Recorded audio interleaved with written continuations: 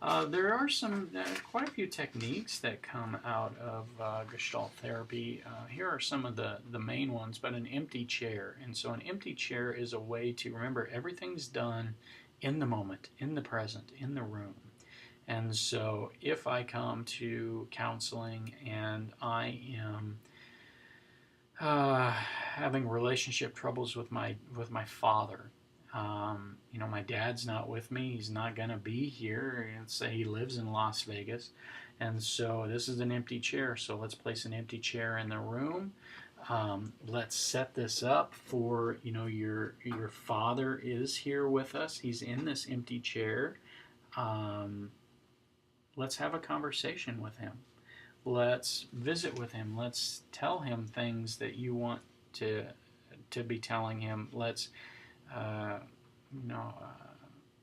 take our best guess at what might he say back, and so this release that can come from interacting with someone and imagine someone, but yet still being able to release that pressure or that emotional energy.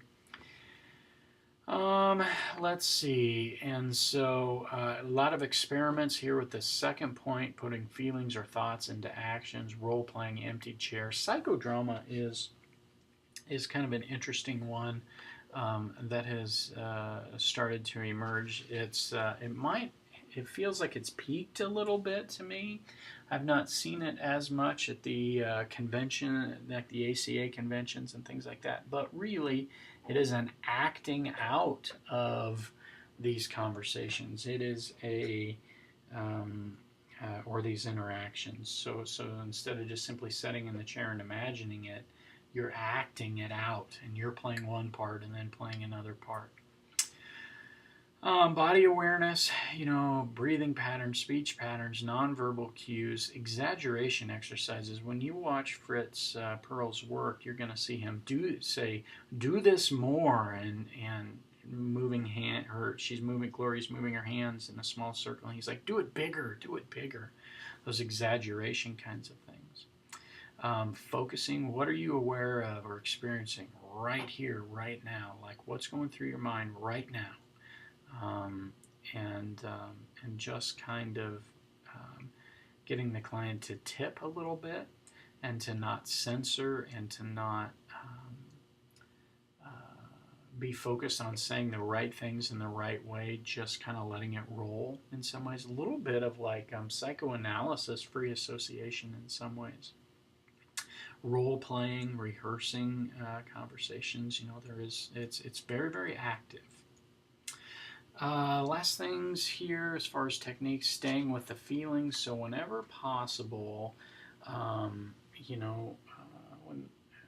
if the client is talking about thoughts and then they start transitioning to talking about feelings and then go back to thoughts, redirecting, kind of pulling them back into feeling, because it's staying in that feeling area in the here and now that Gestalt loves to work with. So responsibility language, so taking responsibility instead of she did that, it's I did this. Taking ownership. And so using I statements. So here are some other names. This last piece is other names connected to Gestalt theory.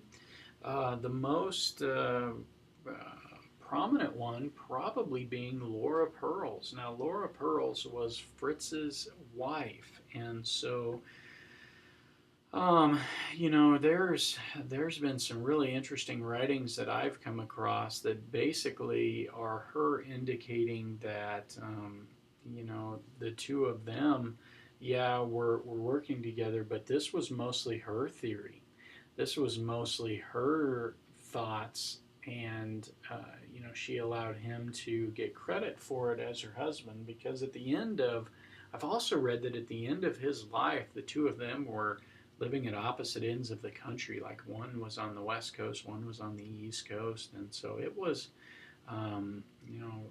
some of the things that I've read indicate that there was a lot of conflict at the end of both of their lives. So So anyway, but here's some other names associated with it. Well, that's Gestalt, everyone. I did it, darn it. That's Gestalt, everyone.